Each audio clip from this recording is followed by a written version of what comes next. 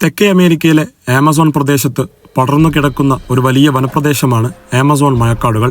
ഈ പ്രദേശത്തിന്റെ ആകെയുള്ള വ്യാപ്തി 70 ലക്ഷം ചതുരശ്ര കിലോമീറ്ററിൽ 55 ലക്ഷം ചതുരശ്ര കിലോമീറ്ററും ഈ വനം വ്യാപിച്ചു കിടക്കുന്നു. കേരളത്തിന്റെ 138 ഇരട്ടി വലിപ്പം. 60% ബ്രസീലിലും 13% പെറുവിലും 10% കൊളംബിയയിലും ഉൾപ്പെടെ ആകെ 9 രാജ്യങ്ങളിലായി ആമസോൺ മഴക്കാടുകൾ സ്ഥിതി ചെയ്യുന്നു. മറ്റു രാജ്യങ്ങൾ Venezuela, Ecuador, Bolivia, Guyana, Suriname, French Guiana എന്നിവയാണ്. ലോകത്ത് അവശേഷിച്ചിട്ടുള്ള മഴക്കാടുകളിൽ പകുതിയും ആമസോണിലാണ്. ഉഷ്ണമേഖലാ മഴക്കാടുകളിലെ ഏറ്റവും ജൈവവൈവിധ്യമാർന്നതും വലുതുമായ മഴക്കാടും ഇതുതന്നെയാണ്. 16,000 കോടി സ്പീഷീസുകളിലായി 39,000 കോടി മരങ്ങളുമാണ് ഇവിടെയുള്ളത്. ലോകത്തെ ഏറ്റവും വലിയ രണ്ടാമത്തെ നദിയാണ് 6,400 കിലോമീറ്റർ നീളമുള്ള ആമസോൺ.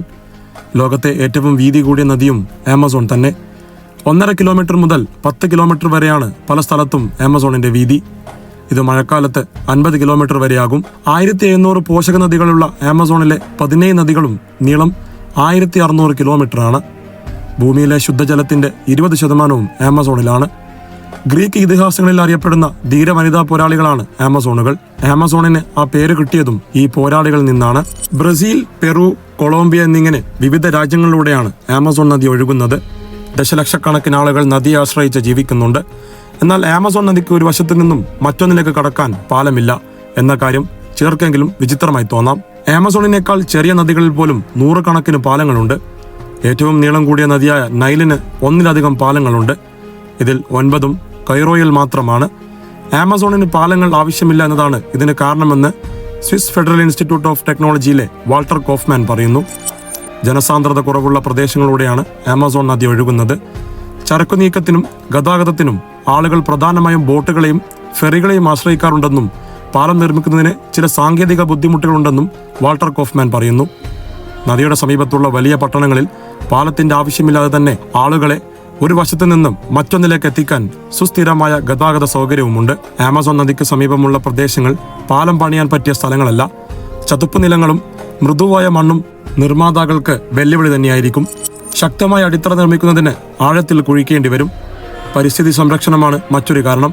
ആമസോണിലെ പരിസ്ഥിതി വളരെ സങ്കീർണമായ ഒന്നാണെന്നും കോഫ്മാൻ പറഞ്ഞു. ആമസോണിന് കുറുകെ പാലങ്ങളൊന്നുമില്ലെങ്കിലും അതിന്റെ പ്രാഥമിക പോഷക നദിയായ നീഗ്രോ നദിക്ക് കുറുകെ പോന്റെ റിയോ നീഗ്രോ എന്ന ഒരു പാലമുണ്ട്. 2011 ഈ പാലം നിർമ്മിച്ചത്. ഒഴുകുന്ന ജലത്തിന്റെ അളവനുസരിച്ച് ലോകത്തിലെ ഏറ്റവും വലിയ നദിയാണ് ആമസോൺ. 6,400 കിലോമീറ്റർ നീളമുള്ള നദി പ്രധാനമായും തെക്കേ അമേരിക്കയിലൂടെയാണ് ഒഴുകുന്നത്. ബ്രസീലിൽ വെച്ചാണ് ആമസോൺ അറ്റ്ലാന്റിക് സമുദ്രത്തിൽ ചേരുന്നത്. ആമസോണിനെ കടൽ നദി എന്നും വിളിക്കാറുണ്ട്. പെറുവിലെ നൊവോഡോ മിസ്മി എന്ന മഞ്ഞുപാളിയിൽ നിന്നാണ് ആമസോൺ നദി ഉത്ഭവിക്കുന്നത്. ലോകത്തെ സമുദ്രങ്ങളിലേക്ക് ഒഴുകിയെത്തുന്ന ശുദ്ധജലത്തിന്റെ 5-1 ആമസോണിൽ നിന്നാണ്. ലോകത്തിലെ ജൈവസമ്പത്തിന്റെ 3-1 കൂടുതലും ആമസോൺ ഉഷ്ണമേഖലാ മഴക്കാടുകളിൽ നിന്നാണ് കാണപ്പെടുന്നത്. ഈ വീഡിയോ നിങ്ങൾക്ക് ഇഷ്ടപ്പെട്ടാൽ ലൈക്ക് ചെയ്യുക, ഷെയർ ചെയ്യുക, സബ്സ്ക്രൈബ് ചെയ്യുക. മറ്റൊരു വീഡിയോയുമായി വീണ്ടും വരും. നന്ദി.